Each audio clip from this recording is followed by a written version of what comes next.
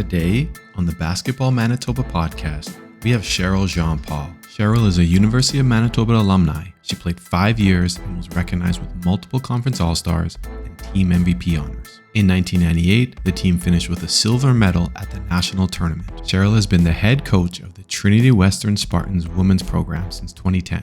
Before that, she coached at Red River College, East Collegiate, and was an assistant coach with the University of Manitoba Bisons women's basketball team. In the 2017-2018 season, she was Canada West Coach of the Year. In 2018, she was named head coach of Canada's FIBA U16 women's team that won 2 silver medals at the Americas Championship in 2019 and 2021. Additionally, she coached with both Manitoba and British Columbia's provincial teams, was a U Sport level referee, and is a level 3 NCCP certified coach and master learning facilitator. And now, here's my conversation with Cheryl Jean-Paul.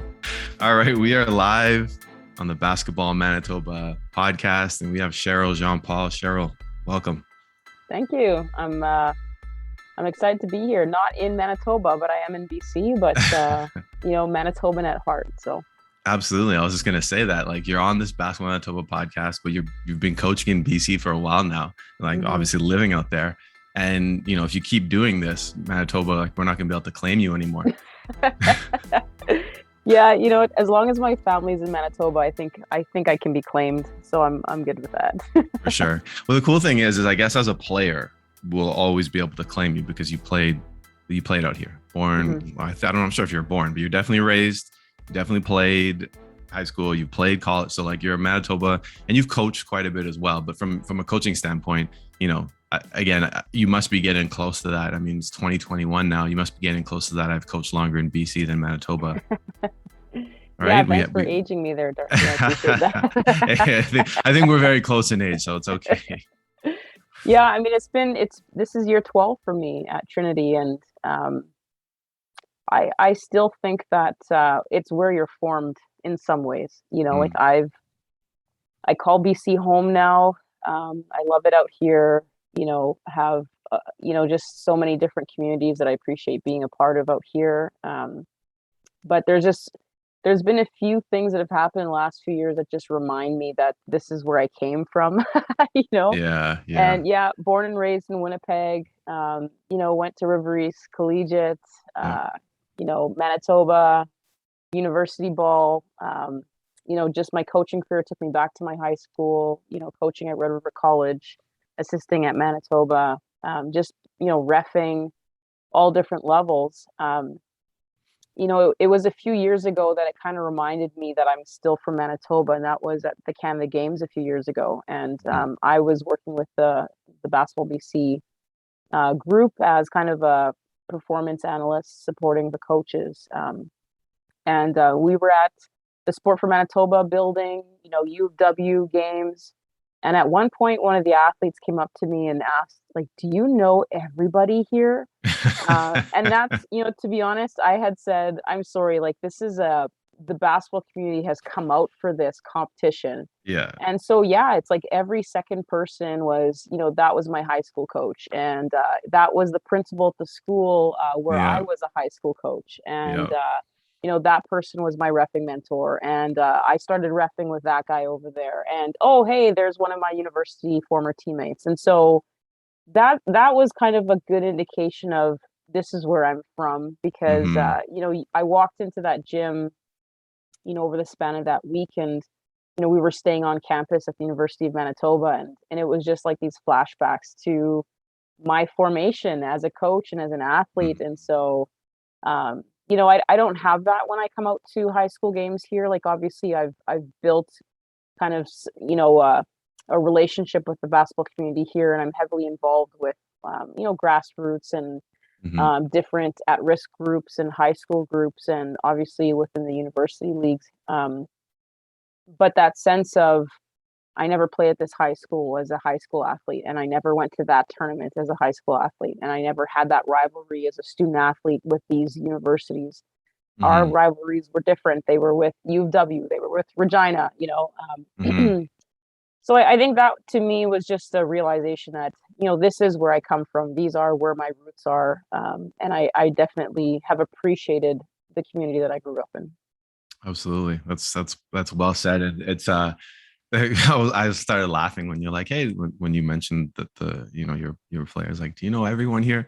And Mhm. it is such a it's just a reality of the basketball community in Manitoba. And again, with you specifically, like I actually forgot you officiated. And when you said that, I'm like, oh yeah, I can clearly remember seeing you officiating. Like I was Teeing like, you up okay, yeah, in senior men's or what? yeah, exactly. No, I remember. I'm like, oh yeah, you officiated, and so, but what the more you're involved, obviously, the more people you know, and so Mhm. now, I'll go out, friends, family, and there's just, you're walking down, Corden out here, you're walking in a mall, and it's like, hey, people like constantly saying hi to you, but it's just all through basketball. It's Mhm. all through basketball, and they're just Mhm. people just coming, hey, how's it going? And then you're talking, and it's like it's a ref, it's a it's a whatever. All the things you mentioned, it's like Mhm. you get that just out in public here because Yeah. it is such a I would say it's a fairly small community, but the more involved you are, the more people you know, and as a result of that, you just run into people everywhere.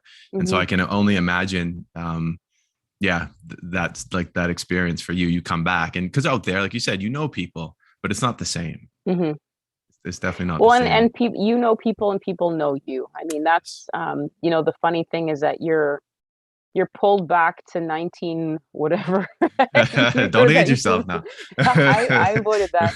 Uh, but there's people who just whoever you're trying to be now, they'll tell you who you were, and Yeah, I there you think that's go. kind of that's a sense of family where you think you're cool. Whew, we remember what you looked like in high school, Yeah, or yeah. like I have former teammates that kind of still know which stories bother me about, you know, Yep. shrinking my practice gear for my first year of university, or, just, something that you did on a road trip where you were Hmm. completely the dumbest person in the world. And you change provinces and you can kind of recreate who you are. And, Yep. your former family of basketball will pull you right back to don't forget, we know who you were, all the things that you did to become who you are now. And I think that's great. Like there's people that hold you accountable to who you're Yep. trying to become. And I think it's really good for that sense of um, you got to be authentic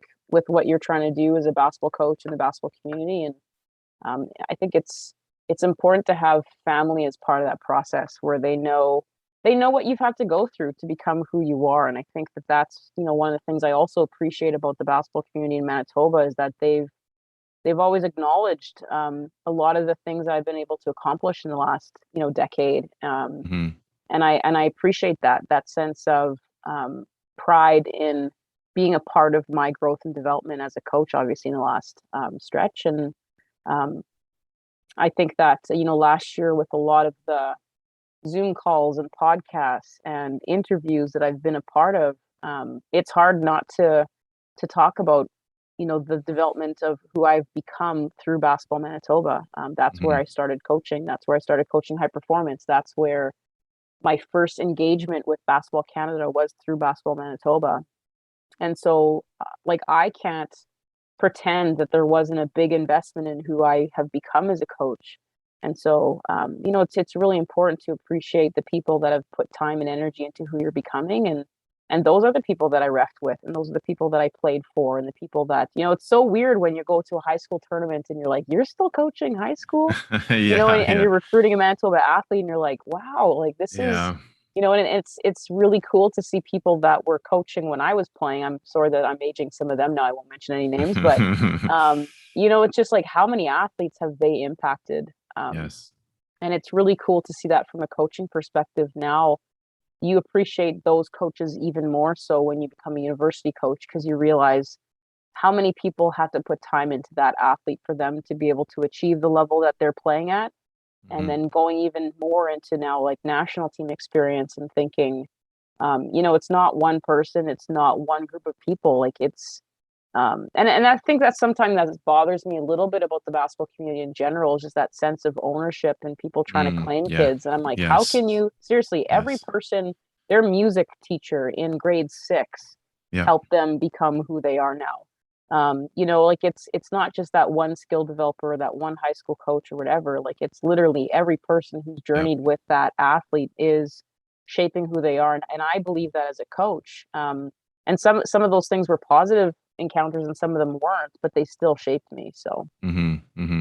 Well, and as you started saying that with Basketball Manitoba, like they have been so critical, and I think in the lives of many, basketball people just in the province. And I think the cool thing is with this podcast is now the whole point is to go out and find those people who are now impacting other people, or impacting the game, and hearing their story. So here we are, obviously, and I'm actually super grateful to be a part of it. I could say the same things about Basketball Manitoba that you said, and trust me, many others have said the exact same thing. So, and you had mentioned actually, in Manitoba, you actually played and coached almost, I would say, at every level possible within the province, and then you went on to do that, I guess, probably, pretty much at every level possible at the time in Canada, whether it's a player or as a coach, college, university.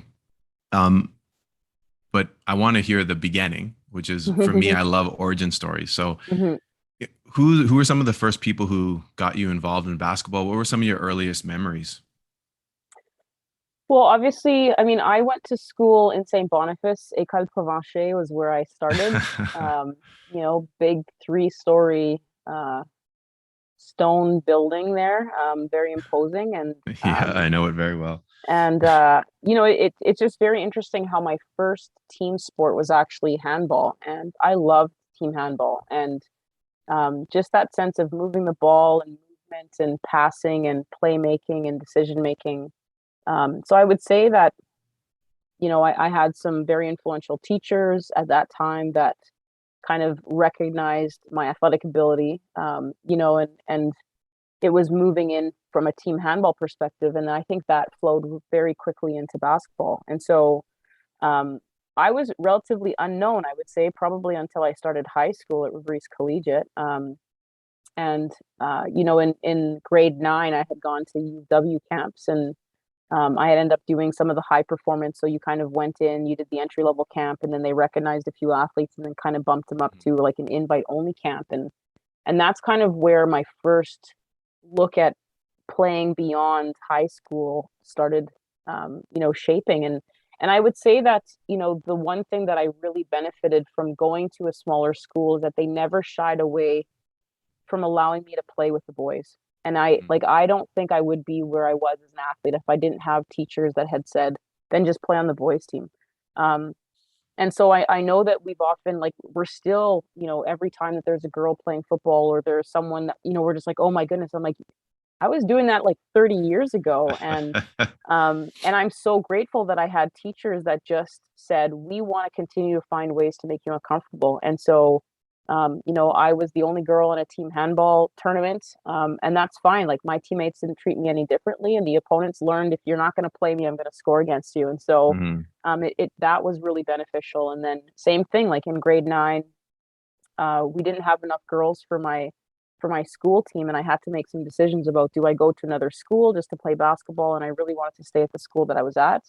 The teachers allowed me to play on the boys team. Now, a lot of schools wouldn't do that. They would just say, well, go play club or find a different way to do it. But I just love the fact that my school supported me in my development as a player and recognized that that's where I needed to be. So then moving into high school, obviously then it became like, now I'm playing varsity, like in grade 10, and kind of getting moved up that way. And then, making the provincial team as an underager, and just all of these things were kind of falling into place with who I was becoming as a basketball player. And some of them were positive and some of them were more challenging. Like, the first time you kind of hit the walls as an athlete, where you realize, okay, this is way harder than I thought it was going to be. And then what do you do with that experience? And the first time you fail, and, I made the U17 provincial team and then actually quit halfway through the summer. And that was very challenging. And that was kind of where I started realizing that, like, my physical limitations, the socio-emotional, the mental side of the sport. And we didn't talk about mental health at that time. Like, it wasn't really a subject, because you just pushed yourself until you couldn't push yourself any further. And that was kind of the first time that I burned out, was, the summer of my grade 10 year. And I stepped away from the provincial team. And I think that our community maybe didn't handle that as well as they could have, that sense of, how are you quitting on us? And, getting blackballed a little bit from that sense of people didn't understand what I was going through. And, then it was kind of well, look at the trend that you started. Like, there's all these top players that are now taking time off and not playing in the summer. In my mind, I was like, I'm not responsible for anyone else's decisions. Yeah. But the fact that I'm kind of giving permission to recognize when you're not okay, is not a bad thing. And, burnout has been something that I've wrestled with for my entire playing and coaching career. I'm often doing too many things at one time. And like you said before, like coaching and reffing, and I was doing all those things at the same time. It's not literally. like I had like my little reffing pocket of my life, and then I was only coaching high school. Like, I literally was coaching 3 or 4 teams, sometimes at the same time. And I look back at that and I'm like, maybe I could have done things a little differently. But at the end of the day, I am where I am because of the pathway that I chose to take. And I've learned a lot, and hopefully I'm teaching a little bit better that sense of figure out what you want to do and how you want to do it, and you have to learn how to say no sometimes. And I think in the landscape of basketball right now, that's hard to do.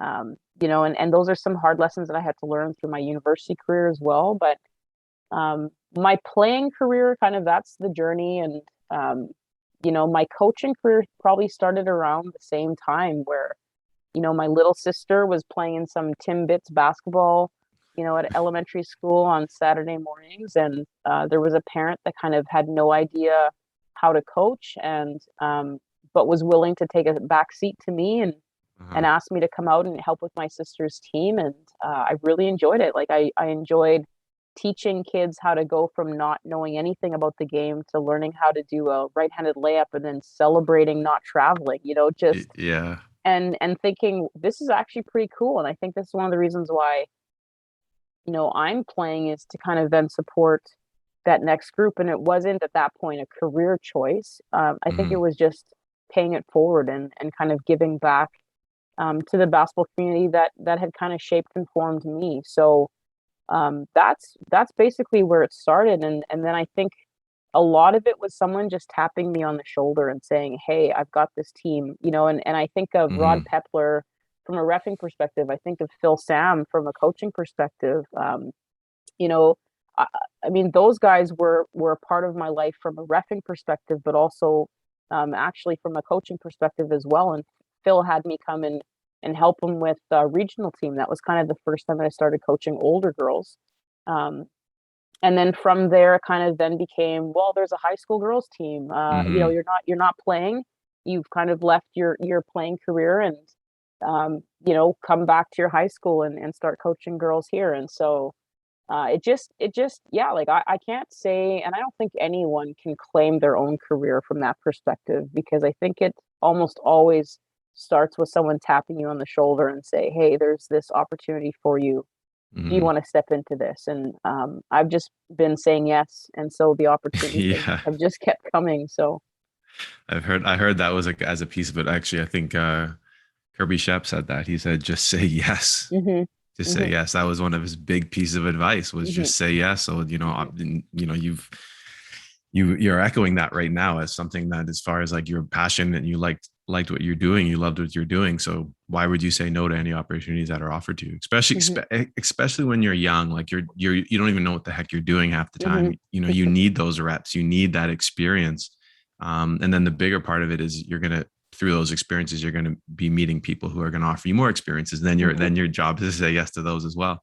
Now, you mentioned a little bit, you mentioned Phil Sam, Rod Pepler, and anyone who's played basketball in the last 15, 20, 30, whatever years, should know both or at least one of those names. Now, are there any other people who maybe from a playing perspective were early influences in your life, mentors, and maybe there are some lessons that they taught you that you kind of still to this day you still remember, or even you pass on to players? Well, Jay Pangolin was my high school coach, and obviously, he was kind of the first that just said not good enough, and found a way, and there was kind of that love-hate relationship between figuring out how to get someone to compete harder. And I don't know if I would have coached myself well, the high school athlete that I was. and he kind of found a way to get the best out of our group. And so that definitely was an early influence for me. And then, obviously Colleen Dufresne was my university coach in my early years. And Mm-hmm. I think she definitely played that. I'm just going to ask you a question, and you're the one that has to make the decision. And it was like, I'm not going to do this for you. And, Yeah. I think it's kind of eerie. Some of the things that I say to my athletes now, where I'm like, I'm pretty sure that's Colleen's voice. And She I'm pretty still sure she that's still Jay's lives in your voice head. right now. And they definitely were a big part of who I became as a coach, even. And it's not necessarily like replicating everything, but it's kind of asking the why, like, okay, what was he trying to get out of me, or what was she trying to instill in me? Hmm. And kind of taking that from a high school perspective, and then from a early university perspective, and then obviously then trying to figure out, well, what's the next step for me. And I think that I really appreciate the fact that I continued to have conversations with them after the fact, and it wasn't like, okay, well, you're not playing for me anymore, so just kind of Hmm. go on with your life. And I think that that's kind of one thing that I appreciate about the basketball community, is that those people are always still available for you. Yeah. And so, as you're becoming a college coach, and as you're becoming a university coach, there's just a lot of things that you kind of look back at and say, okay, so what have I learned through some of the experiences that these people have taught me? And obviously, I had some great assistant coaches at Manitoba, and um, just some just huge supporters of our program on and off the court. And I kind of look back at that, and it's funny. I mean, some of the guys that played at Manitoba while I was playing, like, I just remember, like, we've talked about this. I won't name any names because I'm not gonna shame some guys, but Feel free to. I held my own, Feel free to. and similar to when I was younger, having coaches that said, "Hey, like, let's put you into this space." Like, Jay for sure did that for me when I was a high school athlete. Like, he would Hmm. pick up me and one of my teammates, and he would drop us off like somewhere on Main Street at some high school gym, and be like, "There's guys here. Go and play pickup. I'll come Come back on. for you in an hour." And we're like, "Oh my goodness, I don't think my mom's gonna let me in this area of town. She doesn't He know, actually, hold on. Jay actually did that. Yeah, Come on. yeah, you know what? Like, that's back in the day. Like, that's just how we did things back in the day. But Oh, that's awesome. he knew where the best pickup games were. And there's some guys that had gone on to play university ball that were from my high school at River East. And so there were always good scrimmages at the local middle school, junior Hmm. high, I guess, depending on what province you're from, how you say it. But um, and some of those guys were like, they just treated me with respect. Like, they treated me as a competitor, as an equal. If I couldn't score, I was on the sideline. If I was given, like, I think that's where I became a good passer, because I knew that you got to keep those guys happy, keep feeding them, and then they'll Hmm. keep you on your team. And it's just like, yeah, when we're picking teams, I'm always one of the first picked. And she's like, she's a girl. I'm like, it's because I passed the ball, So Yeah, yeah, I yeah. think that, like I said earlier, I mean, to go down the list of all the people that impacted you as a player and as a coach, it just goes on and on and on. And I think that, when I was in my third year of university, Colleen let me, practice with the guys once a week, and the guys let me practice with the guys once a week. And they usually put me up against the rookie because no one wanted to, get beat by a girl. That's how I'm seeing it. Maybe that's how they saw it differently, but it forced me to have to play to the next level. And again, like, I look at some of the things that I've tried to provide for my student athletes, and a lot of that stems from those experiences, like having, the players kind of that are not as challenged anymore, and saying, where Hmm. can we put you to make you uncomfortable? And whether that's scrimmaging with the guys in the summer, or, finding a training partner that can just block you every single time, like, that's what Hmm. makes you Hmm. better. And I think that's what I remember. That's how I remember developing as a basketball player. And I know this generation is a little bit different sometimes, and that kind of saddens me a little bit, because we used to look for challenging circumstances. We didn't do everything in our power to avoid them. True. And if people ask me, why did our generation have some success, it's because we kept having people that said, how can we make this harder for you? And you want to be in that national final. I was in my first year, playing in a game like that. And the reason why we got there is because we had a group of people that kept pushing themselves to the best of their abilities. And I Mm-hmm. appreciate growing up in that kind of environment. And I've tried to create that within my own university team. Mm-hmm. That's well said. And then you mentioned, obviously, your playing career. Now, I think if anyone Googles you, they're going to find far more on your coaching career. And that's kind of, I guess I don't know if it's the same level, I guess, but you've had a lot of success. I mean, international success as well. But going back to your playing time, I mean, you've obviously were accomplished yourself. Some of your accolades, you were All-Star MVP honors. You like you said, you guys in your first year there, silver medal, GPAC All-Stars, all that good stuff. You had a very successful playing career. So I always like to kind of ask for a story. Mm-hmm. Feel free to tell any story you'd like, but the hard written question is, tell us your most memorable basketball story as a player. Oh, And it can be it doesn't have to be on the court. Like, I mean, that's the one thing is like some people I remember I asked this question before and someone's like, does it have to be on the court? I'm like, no, absolutely not. It can be on the bus. Like, we know, and you had mentioned about shrinking your jersey. You kind of threw that out there. I was going to ask you more. I was like, maybe we'll get to it later, but I know there's all these stories, these interactions, these moments that take place, and some of them are on the court and some of them are off the court, but the most memorable ones sometimes aren't on the court. So I leave that to you. You can tell a few if you'd like, but if there's something that stands out. Well, I played 4 years right out of high school, and then I took 3 years off, and then I came back and I played my fifth year. And it was two generations of teammates, right? Like it was the early years, with I kind of came into year three of the team that had just won back-to-back national championships, and so there was an expectation of winning. And so it was interesting how getting to a final and then losing was so disappointing, and then realizing how hard it is to actually get into that game in the first place. No kidding. I just, rivalries to me is what I remember. Like one of my first realizations of the relationship between Winnipeg and Manitoba was, and again, I won't mention names, but if Feel free to. people will know who I'm talking about. But feel free to, Cheryl. I remember in my first year, there was this game against U of W, and I can't remember I'm pretty sure it was a playoff game. And by the time that we'd played them in playoffs, I think we'd already played 7 games. So we're now talking about, like, this is not even animosity at this point. This is, I think, just pure hatred. Like, you're just like, we talk about you all the time. Like, I actually probably knew their offense better than I knew our own offense because we had repped it so many times. And I just remember this one point in the game where someone on Winnipeg had actually stepped on one of my teammates' heads. And it was I'm pretty sure she's a cop now, so I think that's fine. But, just that sense of like, seriously, this is where we're going.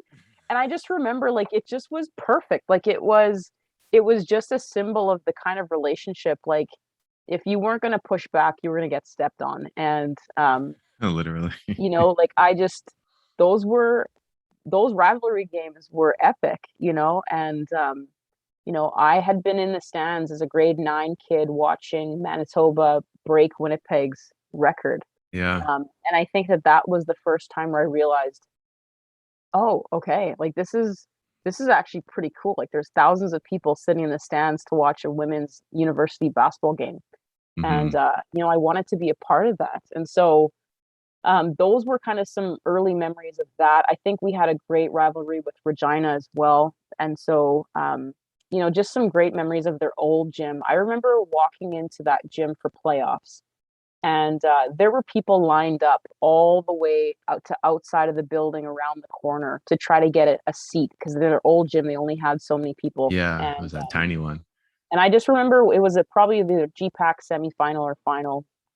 And they had fans that were literally sitting on chairs on the baseline. Like they weren't on court, but there was literally enough for an inbounder to kind of shimmy right up to the baseline, and then there was someone sitting there.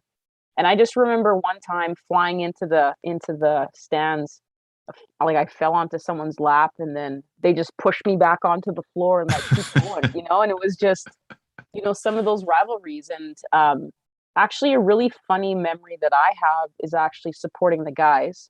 our guys were playing in Brandon for GPAC finals, I think. And, our team had finished a little bit earlier, so our season was done. So a bunch of us just drove to Brandon to watch the game. And the Brandon guys were so over the top. It was hilarious. And so, there's one guy who, he'd shoot his free throw and then he'd like look at me and kind of, wave at me in the stands. And my teammates were like, who's this guy? I'm like, I don't know what's going on right now. But these guys are just so much fun to watch. And, now you see some of these guys coaching and with their kids and stuff. And you're like, okay, this is not who I expected you to be after 20 years. But, you look at all the memories that you shared as a university student athlete, and obviously road trips with the guys on the bus to Regina or to, Brandon, and obviously as we joined Can West and it became more like traveling across the country.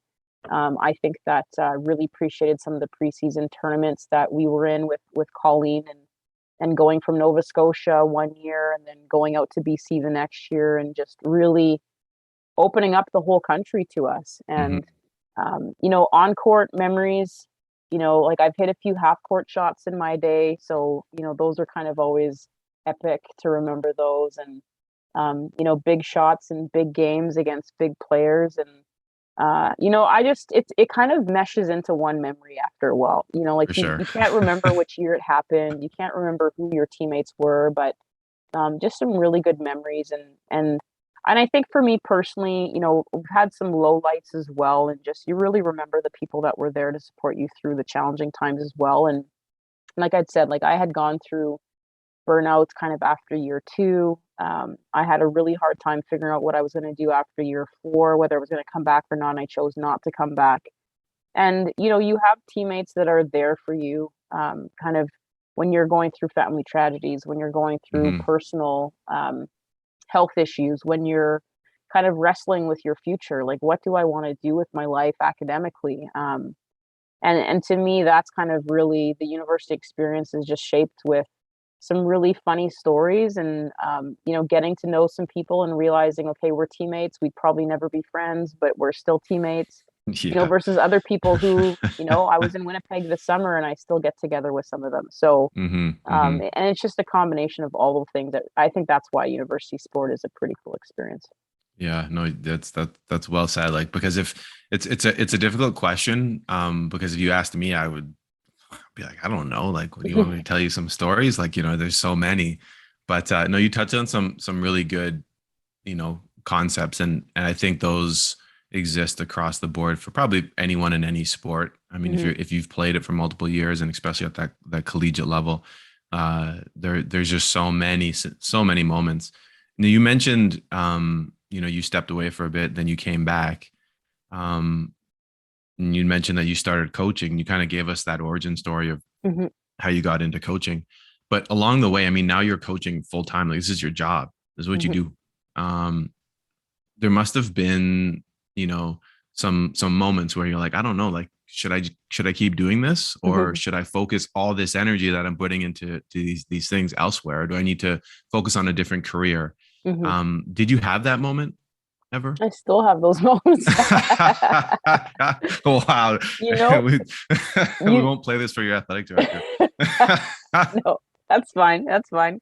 I think you constantly have to remind yourself of why you're doing this. And, I think it's the same thing as an athlete. Like at the end of each season, you kind of have to take some time to figure out, am I good with this? Do I still want to do this? Is this because it takes so much of who you are. And I think that, any university coach that kind of has followed a similar pathway as me, where chances of coaching in your hometown are small. And so, you've had to kind of move away, you've had to recreate, you've had to reestablish, your definition of family has had to change.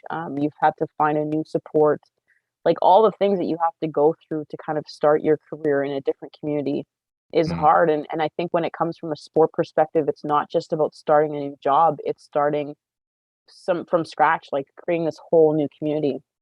And I think that there's been times throughout the last decade where I've had to just check the pulse, like, are we still, this is what we want to do, and I think that there's times where you kind of get through some, or you're getting through some difficult circumstances, and you have to, um, am I doing this for the right reasons? And I think that Mm, I've had some good advice along the way where not everyone is meant to be a head coach at the university level. Like there's very few of us, if you think about it.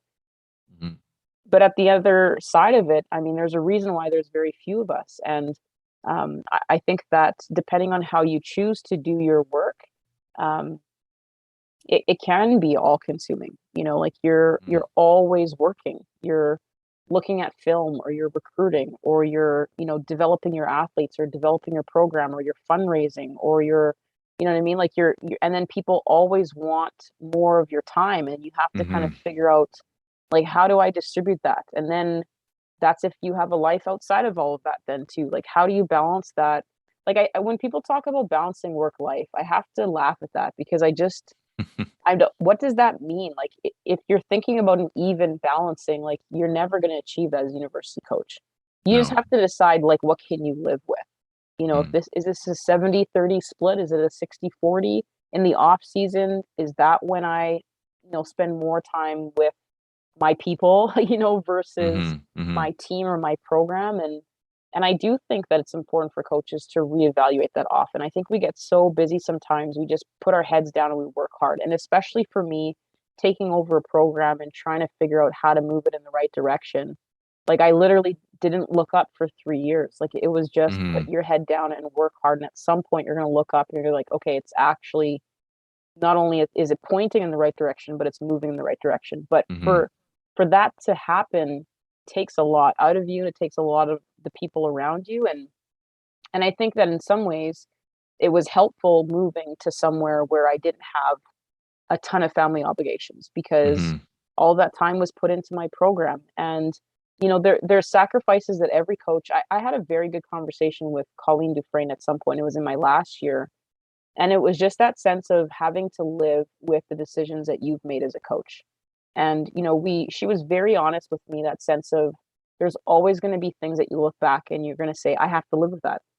Like, whether it was a roster change, or it was a coaching decision, or it was a conversation that you had with an athlete or a parent, or a circumstance that you didn't handle well, as a coach, you have to live with those things.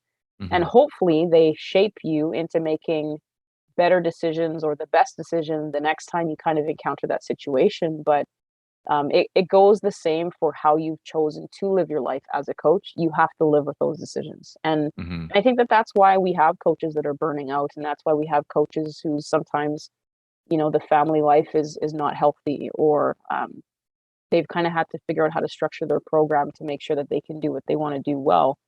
And it's not easy. Everyone has had to kind of figure out what works for them. What works for this person is not necessarily Mhm. what's going to work for that person. And like, for me, I don't have kids. Like, I am single. That's the majority of my adult life. And I'm okay with that. I have a great church community. I have a great basketball community. I have a great school community here.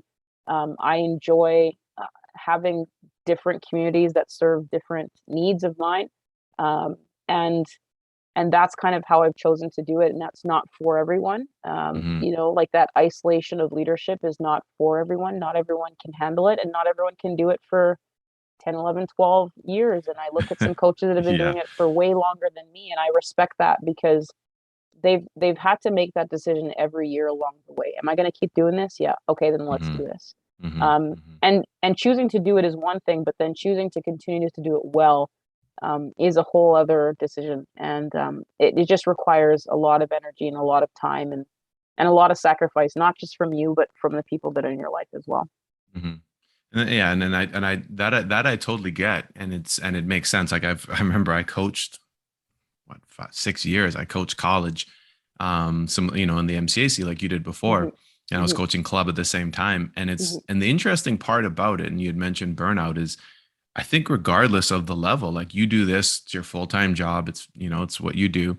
But you could look at someone like who look at someone who's doing what I was doing before and coaching college, and then they're coaching club, and they're arguably potentially putting in similar amount of time and effort and focus and Hmm. energy. And again, that's what you were doing before. You were coaching Hmm. college, and you were, again, not to mention all the other things like the officiating Hmm. and whatnot. But Hmm. at that time before you made it, it was paying the bills, for lack of a better term. Like, this is your job. Yeah. Before then, were there times when you were like, I don't know if I want to coach anymore? Like, was there ever a moment that you can think back right now and we're like, okay, like you said, you checked in all the time, but did it ever get to the point where you're like, maybe I'm going to stop, and this is obviously before you started, like now you're working, you have a job, this is your job. But before that, it was like, your family's looking at you like, oh, Cheryl's coaching this over there. Because I know how it is. Like, they're like, oh, this isn't your job. You get paid somewhere else. You might get a bit of money, but did you ever have that moment though, where it said, it was like, okay, like, I don't know if this is something I'm going to keep doing, because like you said, you've now been doing this for the next, last 12 years. But there's that fork in the road, where you're like, okay, well, how many more years is it going to be before I can actually just focus on this as my full-time job? Yeah. I mean, working towards a goal is, like, I've talked to a few coaches that say, oh, I want to be a university coach. And I try not to laugh in their face when I hear that. Cause I'm like, I don't think you have any idea what you're saying. So are you sure? Like, is that really what you want to do? And I decided that I wanted to be a university coach in my 5th year. And, I was playing for Pam Dennis. We had gone to Hungary for a Christmas tournament. And, I realized, I'm like, I feel like I have so much to offer this game. This game has given so much for me in return. And academically, I was graduating with a Bachelor of Science, but I had no interest in continuing in a career in science, or science didn't have an interest in me. It depends how you look at my grades. But, there's that sense of, what am I prepared to do to get to where I want to go? And regardless of whether you want to be a lawyer, a doctor, a dancer, whatever, a parent, anything that you want to be, you have to kind of look at the cost of it. And you're going to have to make sacrifices, and you're going to have to make some tough decisions. And I think for me, when I was coaching college, I was at Red River for 3 years, and it wasn't the end goal. And I guess that's kind of why you could kind of work through some things, because at the end of the day, I was working towards becoming a university head coach. And so there were times where, I have a full-time job. I'm like rushing from that job to go set up the gym for our next, practice. And then I'm rushing from there. I've got my reffing stuff in my bag, because then I'm going to go ref a game. And there's times where you're driving by yourself, and you're like, what am I doing? Like, I am insane. And I think if people actually knew how busy I was, they would probably wonder when I actually sleep. And so I remember, to be honest, the hardest times were when there were actually really good things happening, and realizing, okay, like, I'm not really sharing this with anyone. Like, I'm kind of going through, like, we won our conference for MCAC. We won the championship in my 2nd year. And I remember driving home by myself kind of that night afterwards, going like, I've got this medal and we've just won, and this is what we've been putting all this time in. And okay, I'm still just like, nobody knows how special I am in this moment. And, the funny thing is that it was the exact same thing that I had experienced as a player. Like, I remember, we had just lost in a national final in Thunder Bay. We came home. It was like -40. I'm sitting at a bus stop.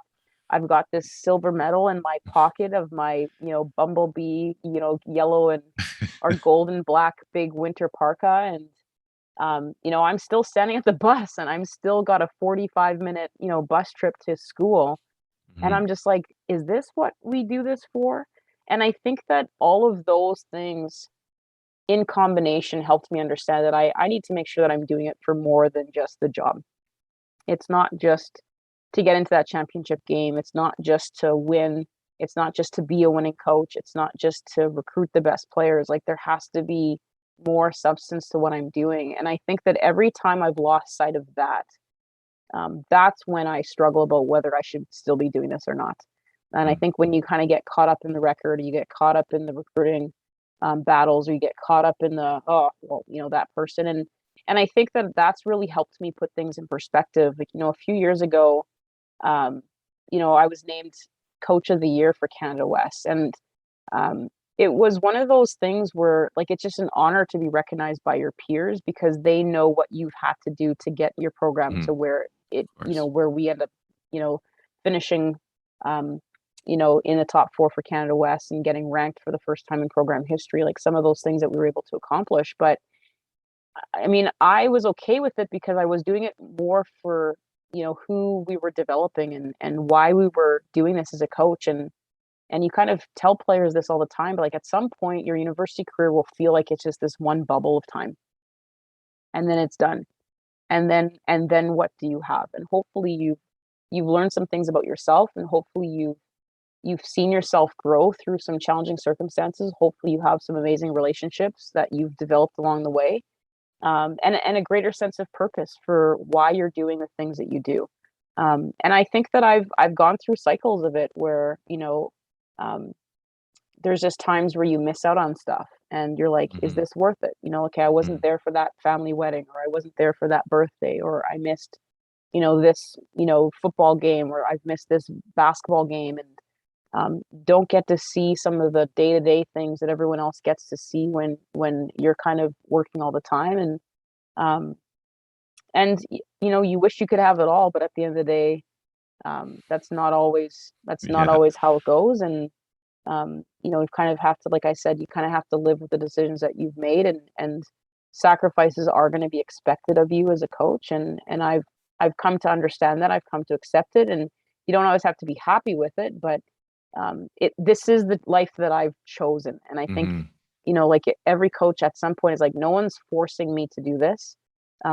This is not like I have other skills. I could go back to, different kinds of jobs that I've had in the past. Like you said, when you were trying to pay the bills and piecework and like through all the different people that I've encountered along the way, there are other careers that I could step into at this point in my life as well. But this is where I am. This is where I feel like I've been put into this place at this time, and I just want to do it to the best of my ability until I'm called to something different. So. Yeah, like the thing that stood out there is, and I always remind myself this, and I tend to be preachy about it, but I say there's a cost to everything, no matter what it is. It doesn't matter if it's the thing you're trying to achieve is positive or negative, but there's going to be a cost. It's going to be at the sacrifice of something else.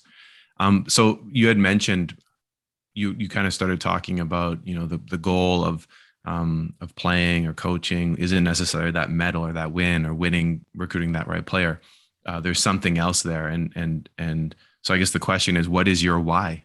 Like, why do you do it? What is your why? What motivates you? What keeps you going? What's your focus? Like, why are you doing this?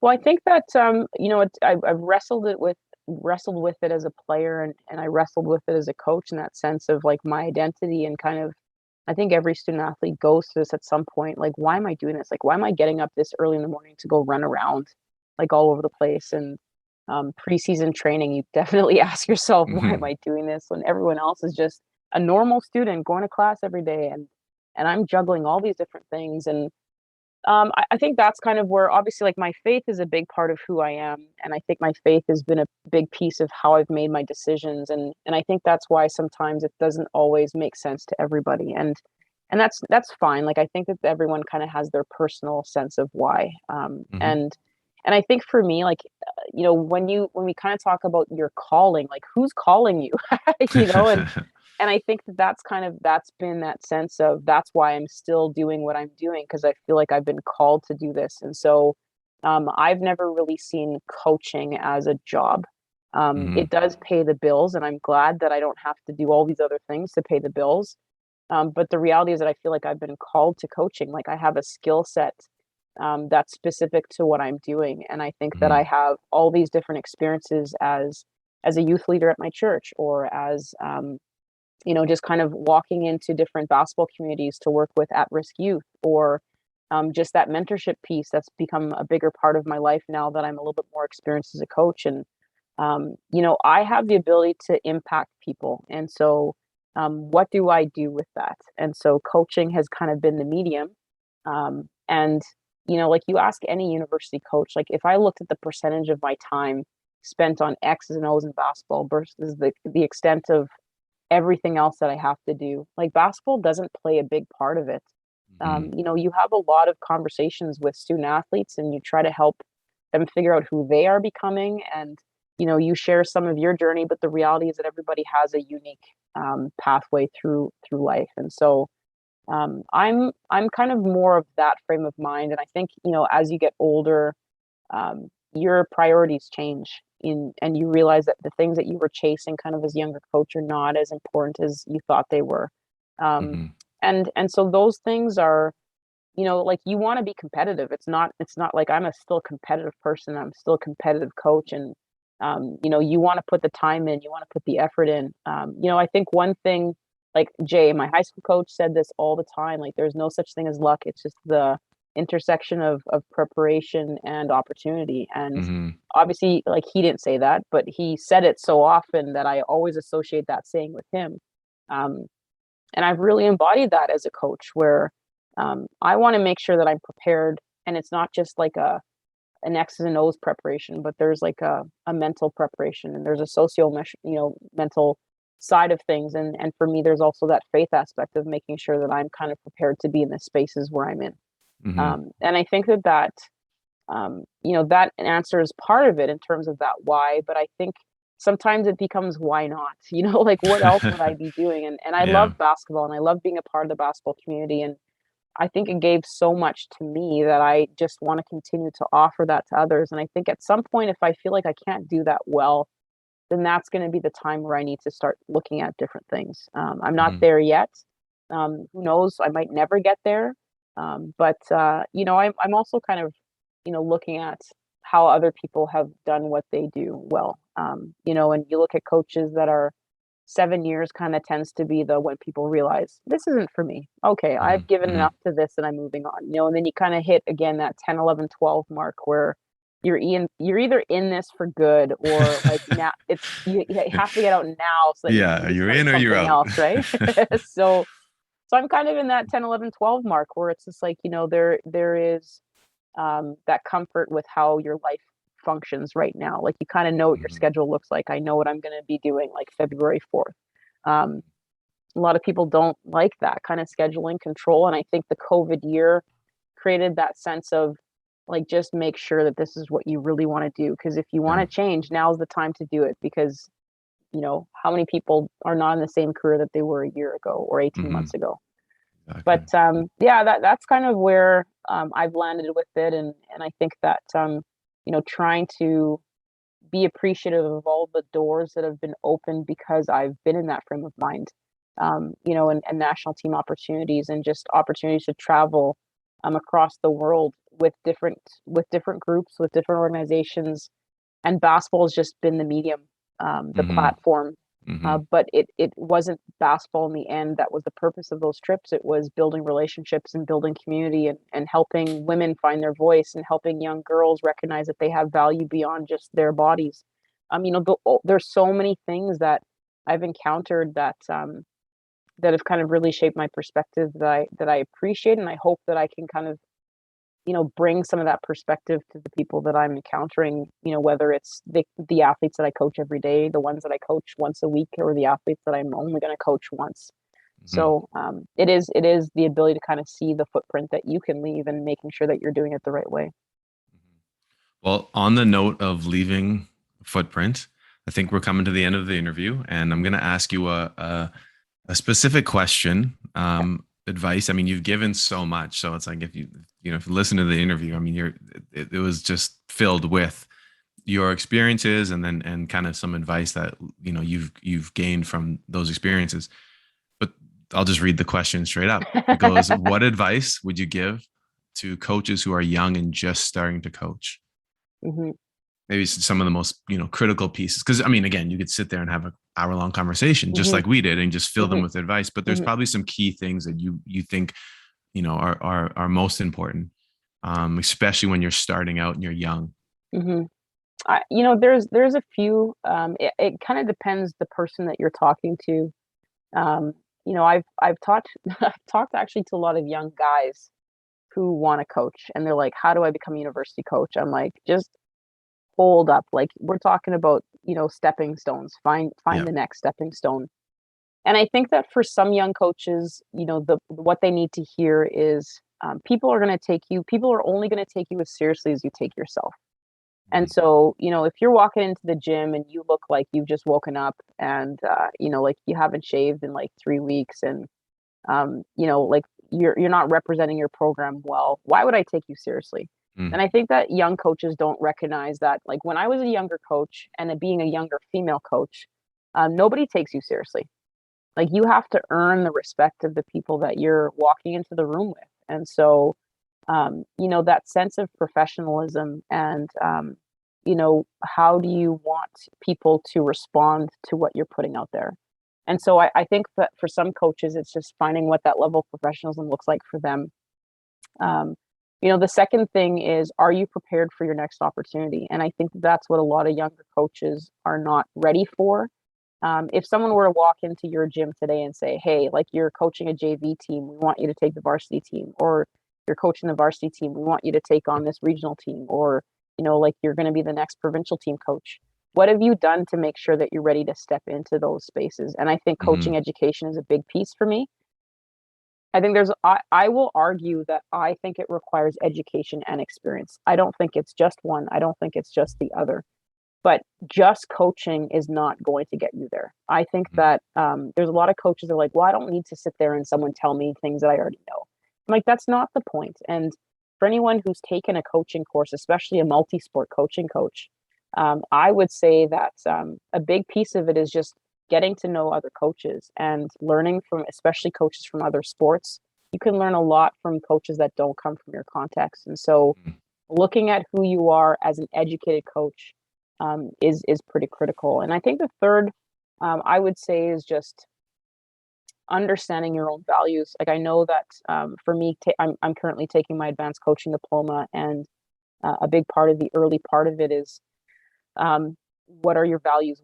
What's your coaching philosophy? Like where are you going to place yourself to make sure that you're not compromising who you are? And I think for me, integrity is a big piece, self-discipline is a big piece, community involvement is a big piece. And if you look at the things that I'm doing right now, you're going to see that my values are a part of everything that I'm doing as a coach. And there's some things that I say no to simply because this goes against my coaching philosophy, or you know what, like to me this kind of doesn't meet my needs in terms of my values. And so I think for young coaches, the last piece of advice is you have to find your own coaching identity, and that goes beyond like philosophy or goes beyond your values, because I think a lot of coaches will just coach the way they've been coached. And like I'm from this coaching tree, so therefore this is how I treat athletes. This is how I do my thing. And I would say find influences from different coaches. Like talk to different people. Talk to different people within different contexts. Like if you're coaching female athletes, talk to someone who coaches male athletes. If you're coaching younger kids, talk to someone who coaches older athletes. I think that you have to kind of figure out who you are in that context. And it's always interesting when you look at like coaching trees and just I come from that tree or I come from that tree. And I don't know if I would say that I fall under anyone's tree, but I think that I've definitely gleaned a lot of wisdom from a lot of different sources, and I've benefited from having some really good just leaders in my life that have kind of helped me in basketball, but also outside of basketball, because again, learning how to manage people and learning how to manage circumstances and finances and that's a big part of coaching. So, it's not, don't think it's going to happen overnight.